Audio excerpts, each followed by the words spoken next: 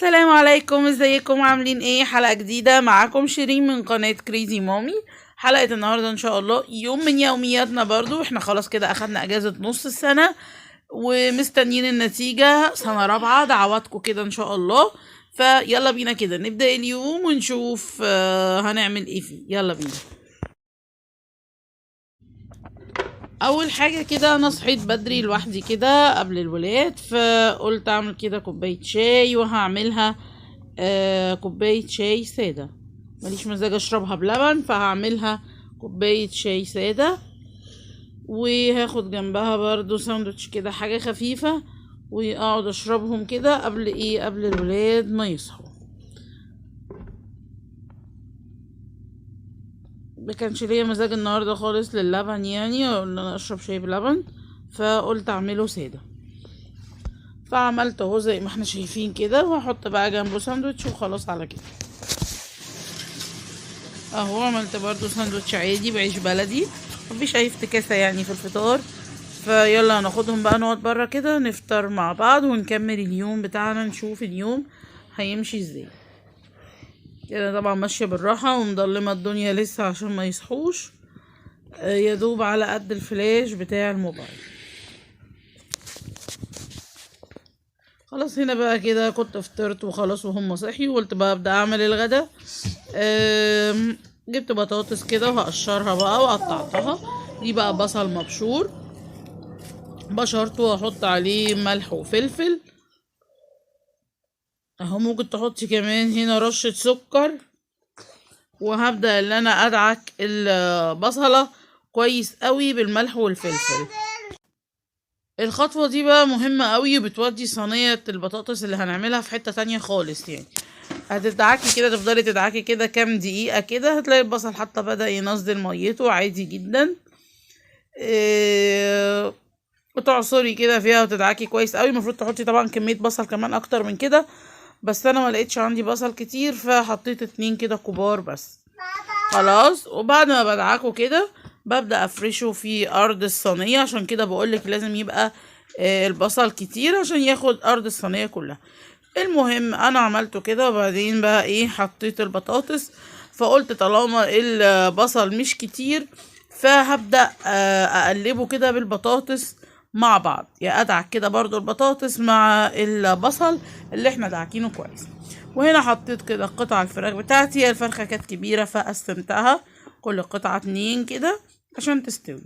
وبدأت احط الفراخ على فوق كده البطاطس، وبعدين تبلت بقى الفراخ، فتحتها الاول شرايح بالسكينة. بدأت احط عليها ملح وفلفل، وهحط كمان كاري وكركم. استني يا حبيبتي، كاري وكركم اهو. وهبدأ امسك كل قطعة فراخ كده اقلب فيها التوابل كويس قوي اهو، زي ما احنا شايفين كده. كل قطعة كده همسكها واروح حطلها ايه، اقلب فيها التوابل بتاعتها. المهم ان كل قطعة تتبل كويس بالتوابل اللي احنا حاطينها. انا مش حاطة توابل كتير زي ما قلت لكم، ملح وفلفل وكاري وكركم وشوية بابريكا كده، على رشيت على قطع الفراخ نفسها. وبدأت كده ايه، امسك كل قطعة ادعك فيها التوابل كويس اوي. خلاص. وهبدأ كده بقى ايه، اجيب قطعة سمنة كده احطها في وسط الصينية اهو زي ما احنا شايفين كده مع بعض. وهبدأ احطها على البوتاجاز من فوق. انا بحب احطها على البوتاجاز من فوق شوية قبل ما بدخلها الفرن. المهم حطيت عليها كمان شوية مية مغلية، مش مية ساقعة، مية مغلية. تمام. وسبتها بقى، غطيتها وسبتها على البوتاجاز شوية تاخد غلوتين 3، وبعدين دخلتها الفرن. ادي كده شكل الفراخ بعد ما طلعت. بصوا انا لا فتحت شواية ولا عملت حاجة، هي اخدت لون كده من ايه، من الفرن بس. المهم ودي انا كنت عاملة جنبها بقى رز بالشعرية، ودي قطع الفراخ وكمان البطاطس. بس كده. وده كان ايه، ده كان الغدا بتاع النهارده، صينيه بطاطس بالفراخ ورز. تمام. بعد كده بقى قلت ايه، اولع بخور كده واغير ريحه مبحبش ريحه الاكل بعد ما بنخلص اكل. طبعا نعمه وفضل من ربنا، ربنا يديمها نعمه يا رب، بس ما بحبش الريحه بقى ايه تفضل ماسكه في الشقه يعني.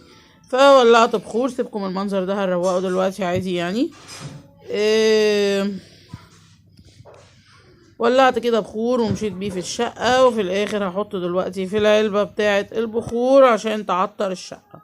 شلت بقى الحاجات اللي كانت على الركنة دي اللي كنتوا شايفينها، وبعدين هبدأ بقى احط الكوشن عليها. تمام. طبعا الكوشن ليها كذا شكل عشان هي كذا لون، فبعد ما حطيتهم كده قلت لا احط في النص واحدة ملونة.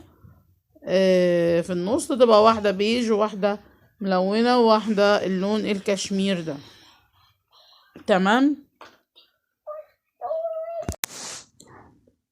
زي ما بقول لكم حطيت كده اللي هي المشجرة دي او اللي فيها نقشة يعني في النص، وحطيت الصغننة كده قدامهم، والناحية التانية هعمل نفس الكلام. تمام. هو دي قطيفة فلونها بيبقى بيتغير مع الحركة، او يعني مش فاكرة اسمها جلد مقلوب ولا ايه، مش فاكرة والله، مش فاكرة اسمها ايه. المهم حطيت كده الكوشنات زي ما شفتوا مع بعض، زي ما شفنا مع بعض.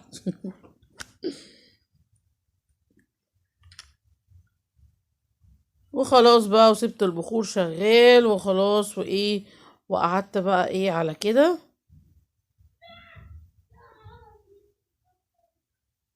ادي كده شكلها النهائي. تمام. تعالوا بقى بالليل، الولاد عايزين حاجة يتسلوا فيها لان النهاردة الخميس كمان، فحاجة بقى لزوم السهرة يعني. فتعالوا نشوف هنعمل ايه مع بعض. حطيت حلة على النار وشوية زيت كده فيها، وهبدأ اعمل لهم ده اسمه فنكوش، هو معروف حتى عند البياعين اللي هو فنكوش، في منه الابيض ده وفي منه الالوان. تمام. بتحطي شوية كده ومش كتير، على قد الحاجة اللي انت هتعملي فيها يعني، عشان لازم كله يجي على الزيت. يعني لازم القطعة كلها تيجي في الزيت عشان تبدأ انها تنفش كده. القطعة لما بيوصلهاش زيت ما بتنفش. المهم عملت لهم شوية كده زي ما احنا شايفين. قلت اهو برضو احسن ما يجيبوا شيبسي والحاجات اللي بيجيبوها دي، فهتبقى حاجة برضو اي نعم الفنكوش ده الله اعلم صحي ولا مش صحي، بس على الاقل عاملينه في البيت وعاملينه بزيت نظيف. فقلت كده احسن اللي انا اعمل لهم حاجة في البيت افيد يعني. بس وجبناه بقى وقعدنا كنا بنتفرج بقى على العشق طبعا، يوميات ونيس. الولاد حبوها من كتر ما انا بحبها والله. بقوا كل ما يشوفوها في التلفزيون، الحياة يا ماما يوميات ونيس، الحياة يا ماما ونيس شغال. بس كده، فخدنا بقى الفنكوش وقعدنا نتفرج على ونيس. ويا رب يكون يومي عجبكم، ولو عجبكم بقى متنسوش لايك وشير، وباي باي.